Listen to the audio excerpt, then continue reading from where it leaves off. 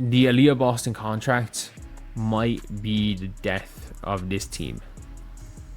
And let me explain. So, if the Indiana Fever lose in the first round of the playoffs, I think we can all come to the conclusion that it's just not going to work. That the big three is just not going to work.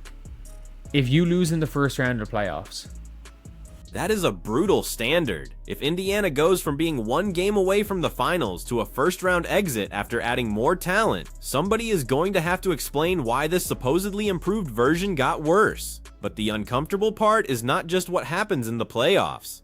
It is what Indiana may be forced to do afterward. Especially when two of the big three are going to make the all WNBA first team. You basically have to say, look, this shit mightn't work. Might not be working. And you then have to think, okay, what can we do about that? You have to think, is it the big three problem or is it our roster construction? And that changes the conversation completely, because if two members of your core are playing at an all WNBA level and the team still cannot make a serious playoff run, you eventually stop asking whether the stars are talented enough. You start asking whether the stars actually fit together, whether the supporting cast makes sense, and whether the front office has built itself into a corner. Keep that last question in mind, because later we have to get to the part that could turn this from one disappointing season into a much bigger roster problem. The issue is not simply who Indiana wants to keep, it is what keeping everybody could prevent them from doing everywhere else. Okay, what can we do? Lexi Hull is a negative asset. You're gonna have to attach picks to get off her. Monique Billings is a negative asset. You're gonna have to attach picks to get off her contract, or take a bad contract in return for one of them. Maybe another team's problem. Maybe we could take another team's problem and that could help. But that doesn't help long term. Sophie, probably gone. They can only afford a minimum. This is where roster construction stops being fantasy basketball. You cannot just circle the players you do not like and replace them with better ones. Contracts have value, draft picks have value, cap space has value. And if another team views one of your contracts as undesirable, Indiana may have to surrender something useful just to create flexibility. That is why a bad playoff result would sting twice. You would have the basketball disappointment first, then potentially enter the offseason without an easy mechanism to fix what went wrong. And Sophie Cunningham is part of that equation too. If Indiana cannot comfortably retain every useful rotation player, suddenly a team that already has questions about depth could be trying to improve while simultaneously watching some of that depth disappear. Making like 12% of the cap to making 20% of the cap next year. Or is it, sorry, 15? Making 15% of the cap to making 20% of the cap. Kelsey Mitchell is not going to play for less than a maximum. She's just not. She'll walk. She'll take the money elsewhere. She'll walk if the Fever try to underpay Kelsey Mitchell. Now we reach the money question. The argument being made here is not that Aaliyah Boston suddenly became a bad basketball player. That would be ridiculous. The argument is about percentage of the salary cap and what happens when multiple important players need significant money at the same time. Kelsey Mitchell is the obvious pressure point. If Mitchell believes her market value is the maximum, Indiana cannot build its plan around the assumption that she will voluntarily take less. Players have short careers. They have every right to maximize their earning power. That means Indiana's decision is not simply, do we like Kelsey Mitchell? Of course they do. It becomes, what does a roster built around these salaries actually look like? And this is exactly why one ugly game can trigger a much larger conversation. The loss itself does not prove the roster is broken, but it can expose the questions Indiana will eventually have to answer when the financial margin for error becomes smaller. She'll walk. If the Fever make the finals or make the semifinals and lose in a tight one, maybe she goes, okay, I'll take a little bit of pay cut to stay. If the Fever lose in the first round, which they fucking might, she's not going to play for less than max. And Caitlin Clark has her epic extension. If you lose Kelsey, like, I don't think the team is gonna. There is another wrinkle in that argument. Winning changes negotiations. If Indiana makes a deep playoff run and looks like it is one piece away, there is a completely different emotional pitch to keeping the group together. Players can look around and say, "We were close, give this another year." But imagine the opposite. Indiana gets bounced immediately. Mitchell reaches unrestricted free agency. Now you are asking a star scorer to potentially sacrifice money for a team that just showed her it might not be close enough. That is a much harder sell. And if Mitchell leaves, replacing her production is not as simple as opening a free agent menu and choosing another elite scorer. Indiana would be losing a player who already understands the system, already has chemistry with this roster, and already gives them something incredibly valuable, somebody who can create offense when a possession breaks down. That is why the playoffs matter beyond the standings. They become evidence for every major offseason decision. If you lose Kelsey, you lose her for nothing, and you don't really have cap space. So you have a choice, and it's like, if you bring Kelsey back, you basically have to. You're not getting your first round pick this year. But if you bring Kelsey back, you're gonna have to give up that first round pick to get off one of Lexi Hall or Moni Billings contracts. And what then is gonna happen is, like, Ty Harris is gonna command more money in the open market. And now the squeeze becomes obvious. Lose Mitchell, and you may lose elite scoring without receiving an asset back. Keep Mitchell, and you potentially have to become more aggressive elsewhere to make the numbers work. That could mean moving contracts. It could mean sacrificing draft capital. It could mean replacing proven rotation players with cheaper options. Every move creates another move. This is where championship windows can get deceptive. Fans see 3 big names and think the team should simply keep the 3 big names. Front offices have to look at players 4 through 12. Who defends? Who shoots? Who handles the ball when Caitlin Clark sits? Who survives a playoff matchup? Who can you actually afford? A contender is not 3 names on a graphic, and Indiana's challenge becomes more complicated if players like Ty Harris can command stronger offers elsewhere. Even if none of those departures individually feels catastrophic, losing several useful players and replacing them with cheaper alternatives can slowly hollow out the roster. That is the danger. Not one dramatic collapse, a series of small downgrades. You just don't have a championship team. Like, this is going to be the best the big 3 are going to look together. Based on the way the salary cap is, because of what they've done with Aaliyah Boston's contract. Because, by the way, if Aaliyah Boston took the max this year, they couldn't have afforded either Ty Harris or Maisha Hansam. If Aaliyah had taken the regular max instead of under the regular max this year, which is why she's getting super max, they couldn't have afforded either of them. They were minimum contract players. This might be the most important financial detail in the entire argument. According to the breakdown you just heard, Boston accepting less than the regular maximum this season helped Indiana fit additional players onto the roster, while the structure going forward creates a bigger cap commitment. So when people hear criticism of the contract and immediately interpret it as criticism of Boston, those are 2 different conversations. Boston can deserve to get paid, and Indiana can still face a difficult roster-building consequence from paying her. Both things can be true. The real evaluation should be based on opportunity cost. If one contract occupies a much larger share of your available money, what are you losing because of it? Is that player producing enough additional value to compensate for the depth you can no longer afford? For a genuine superstar, the answer is easy. You pay the superstar and figure everything else out. The uncomfortable debate begins when the player is excellent, but the roster around that player requires very specific pieces to function. Then every dollar matters because you are not only buying the star's production, you are also deciding how cheaply you can build around it. Like the Indiana Fever, because of the Aaliyah contract, like, her contract is going to next year start to look very quickly like the Lexi contract. Like, it's going to start to very quickly look like the Lexi contract, because I don't care about the counting stats. Her production is less than last year's, especially when Caitlin's there.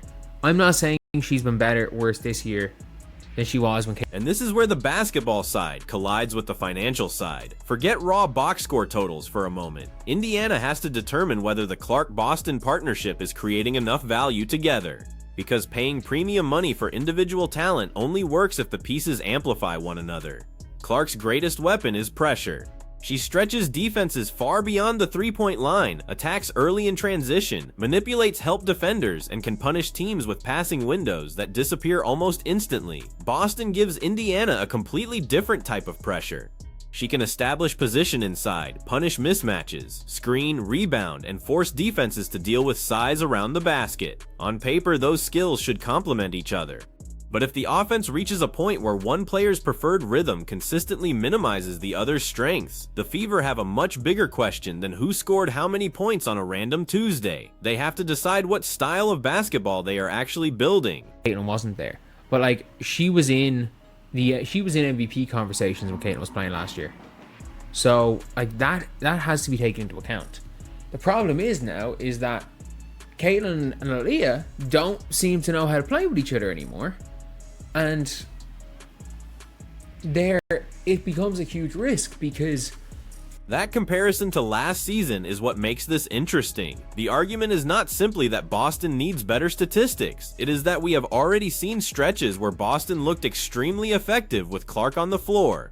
So if that connection appears less natural now, Indiana has to identify what changed. Is it spacing? Is it role definition? Is it the offensive system? Is it simply a temporary stretch that looks worse because expectations are higher? Those distinctions matter. Because trading or restructuring a roster around the wrong diagnosis can destroy a team faster than the original problem. If the real issue is tactical, changing personnel does not necessarily fix it. If the real issue is personnel, changing the playbook might only hide it temporarily. And if this is nothing more than a bad stretch during a difficult schedule, blowing up the core would be a massive overreaction. That is why the postseason becomes the test. Playoff basketball forces teams to reveal what they trust. You've basically got your starting five right now. Like, the best team you can potentially put together is like, you have to trade Raven. Coming into the offseason, you have to bank that a team believes in Raven Johnson. If you want to keep your first round pick this year, you have to trade Raven. And Sophie's probably gone. It's just not a good enough team. You replace Ty Harris with somebody worse than Ty Harris. You replace Maisha Hines-Allen with somebody worse than Maisha Hines-Allen. Now look at how quickly the conversation spreads beyond the stars. Raven Johnson potentially becomes a trade piece. Sophie Cunningham's future enters the discussion. Ty Harris potentially has to be replaced. Other rotation spots become cheaper. This is the chain reaction people miss when they talk about salary caps. A team rarely wakes up and says, we are going to become worse at 4 positions. Instead, it makes one expensive commitment, then another. Suddenly there is not enough money for a 6th player, then a 7th. So the front office searches for minimum value contracts and hopes its scouting department can find contributors other teams overlooked. Sometimes that works brilliantly, but it puts enormous pressure on talent evaluation. If your expensive core is locked in, your margin for mistakes on the cheap end of the roster becomes tiny. You need minimum players who perform above minimum value. You need young players to develop. You need draft picks to matter. You need veterans who accept smaller roles and can still survive playoff minutes. And if Indiana has to surrender picks merely to create financial flexibility, it weakens one of the cheapest ways to add talent. That is why this is not just a Boston conversation anymore. It is an ecosystem conversation. And this front office isn't good enough to find value in the minimum. So, look, this is an overreaction to a game where you're like, this Fever team was awful. Like, absolutely awful. And look, sometimes you're just like, you've gone from Toronto to Dallas with only a day break. It's a long trip. And then you're going from Dallas to New York and then New York to Chicago. Like, it's a long trip. There is the counter argument Indiana deserves. One terrible performance during a difficult travel stretch is not enough evidence to declare a contender dead. Teams have ugly nights, players have tired legs, shots stop falling, defensive communication disappears. Then 48 hours later, the same team can look completely different, so judging the entire future of the Fever from that one game would be absurd. But that is also why the upcoming playoff test matters so much more than the bad night itself. The regular season gives you dozens of explanations. Travel, fatigue, injuries, matchups, experimentation. The postseason removes most of those excuses because your opponent has time to identify exactly what you do badly and attack it repeatedly. If Indiana can adjust, the concern fades. If Indiana cannot, the offseason becomes uncomfortable very quickly. But like, if you come up against Atlanta in the round 1 and somehow go and fuck it against Atlanta, lose home court advantage, and then get swept on your home floor. If something like that happens against Atlanta, it is tear it down. And Kelsey Mitchell's a UFA, so she walks for nothing. Or you can fast track your rebuild by getting rid of Caitlin. And not only that, you can fast track a rebuild.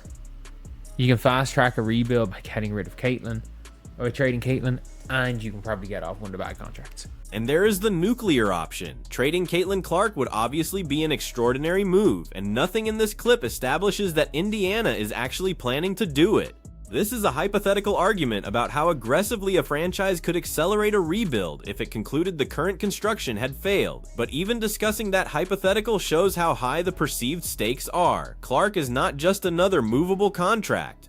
A player with that level of on-court creation and franchise importance changes the entire identity of an organization. If Indiana ever reached a point where trading her was seriously considered, that would not qualify as a normal roster adjustment. That would be an admission that the entire blueprint needed to change, and this is where we can finally answer the question hanging over the whole discussion. The biggest danger is not Aaliyah Boston's contract by itself. The danger is losing flexibility while still being uncertain about the identity of the team. That combination is brutal. Expensive teams can win championships when they know exactly what they are. They know their best lineup. They know who initiates offense. They know their defensive identity.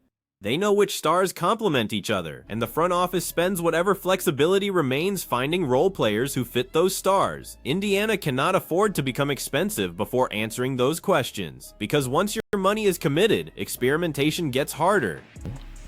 And just like I've talked about it, if the Dallas Wings suck next year, you have to start talking about getting rid of Paige.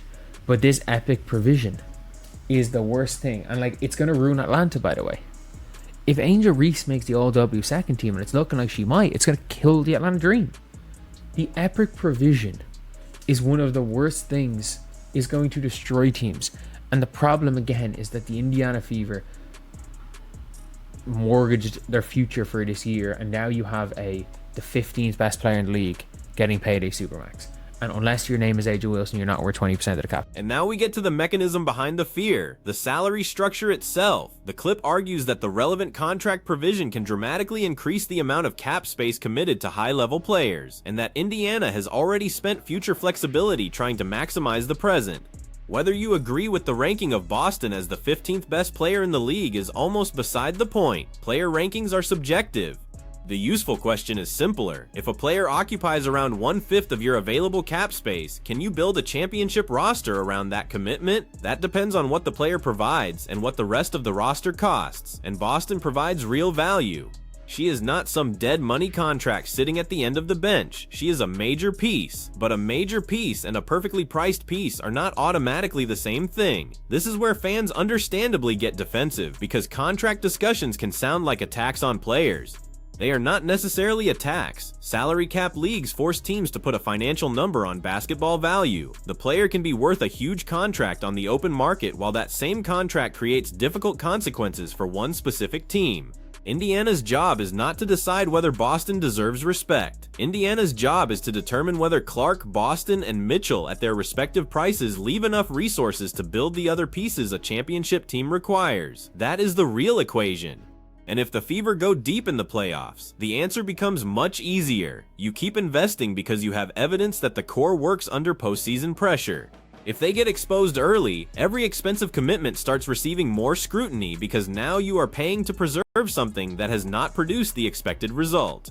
It's a pity. And again, if things don't work out, because we've seen in this league, you do not pay scoring guards. You do not pay offensive guards. It is a clear thing looking at the top teams in this league. You do not overpay offensive guards. Any team up the top does not have a scoring guard. A scoring guard who's not an elite two-way player like a Courtney Williams or a Jackie Young on big money. So the Fever are the only one that do, and the Fever have two of them. And I don't know if paying both of them is... This is probably the sharpest philosophical argument in the entire video. How much should a team spend on offense-first guards? There is no universal rule saying you cannot pay a scoring guard. Elite shot creation is one of the hardest skills in basketball to replace. But roster balance matters, especially when multiple expensive players overlap in what they provide. If you commit major money to 2 perimeter scorers, you need to know what surrounds them. Can the lineup defend elite guards? Can it switch? Can it protect the rim? Can it rebound? Can it survive when the shots are not falling? Can your expensive offensive players still create value on possessions when somebody else has the ball? Those are the questions that decide whether talent becomes a coherent roster. Mitchell's scoring can absolutely be worth premium money. Clark's offensive impact can obviously justify building around her. Boston's interior presence gives Indiana another dimension. The problem only appears if paying all 3 leaves Indiana without the complementary skills necessary to maximize any of them. And this is why the Fever cannot approach the offseason emotionally. You cannot keep somebody solely because fans love them. You cannot move somebody solely because the team had a bad week. You cannot hand out money based only on last year's production. And you definitely cannot tear everything down because one matchup looked ugly. The front office has to identify which combinations consistently produce winning basketball against the league's best teams. Then the money follows the basketball logic, not the other way around. And look, I'm overreacting to a game. If the Fever even win a playoff series, this conversation is pointless. But if the Fever lose in round 1, there's a chance they do it. And if the Fever gets swept in round... And that is the fork in the road. If Indiana wins a playoff series, a huge amount of this panic disappears immediately. A postseason win would show that the core can take a punch, adjust to a matchup, and advance when an opponent is specifically game planning to stop it. If Indiana goes deeper than that, the conversation changes from should they break this up to how do they protect this window? But a first round sweep would create the exact opposite pressure. Then the front office would have to evaluate the roster without hiding behind potential. And notice how different the decisions are depending on what the playoffs reveal. If Clark and Boston rediscover the connection that made them so dangerous together, you protect it. If Mitchell becomes the player repeatedly rescuing Indiana's offense in playoff possessions, allowing her to walk becomes extremely difficult to justify. If the role players prove they can survive postseason minutes, replacing them with cheaper alternatives becomes a genuine risk. But if the Fever's weaknesses become more obvious when teams can game plan against them, Indiana has to resist the temptation to simply run everything back because the names look impressive. That is ultimately why the Aaliyah Boston contract discussion is bigger than Aaliyah Boston. Her deal is being used as the symbol of a much broader question about timing. When should a franchise commit? The best time is when the organization has enough evidence to know which players form the foundation, which players are complementary, and which weaknesses must still be addressed. Indiana appears to be approaching the stage where several of those decisions collide at once, and there is one more reason this matters. Caitlin Clark changes the urgency around this franchise. When you have a centerpiece capable of creating this much attention and offensive possibility, seasons cannot be treated like endless experiments. You want to use the years where roster flexibility exists to discover the best possible construction around her. That does not mean rushing into reckless trades. It means every transaction has to answer the same question. Does this make the best version of the Fever easier to build? If Boston's contract does, you live with the price. If paying Mitchell does, you find a way. If keeping both forces Indiana to sacrifice too much defense, depth, or flexibility, then the front office has to make a painful choice. That choice should not be based on which player has the loudest supporters online. It should be based on what happens when these combinations face playoff defenses, and that is what makes the next stretch so fascinating. Indiana does not need every player to dominate every night. It needs evidence that the core has answers. When opponents trap Clark, what happens? When they crowd Mitchell, who creates the next advantage? When they force Boston into different defensive coverages, can Indiana protect the weak spots? When the first action fails with 12 seconds left on the shot clock, who keeps the possession alive? Championship teams answer those questions before the salary cap forces their hand. The Fever are getting closer to the moment where their answers become expensive, so I would not call Aaliyah Boston's contract the death of Indiana. That goes too far based on what we know right now. I would call it a pressure multiplier. If the Fever win, the money looks like the cost of keeping a talented core together. If the Fever lose early, the exact same commitments can feel like barriers preventing the front office from making the changes everybody suddenly wants. That is how quickly contract perception changes in professional sports. Winning makes expensive players look essential. Losing makes the same salaries look restrictive. And ultimately, Indiana has to decide what evidence matters more, the ceiling this group has shown at its best, or the weaknesses that appear when the pieces stop fitting cleanly together. So force yourself to choose. If Indiana gets bounced in the first round, do you keep Clark, Boston, and Mitchell together and sacrifice depth to give the big three another chance? Or do you make the painful move now while the franchise still has options? Drop your choice in the comments, and if you want to see how this Fever roster story develops when the playoffs put all of these decisions under pressure, like the video and subscribe.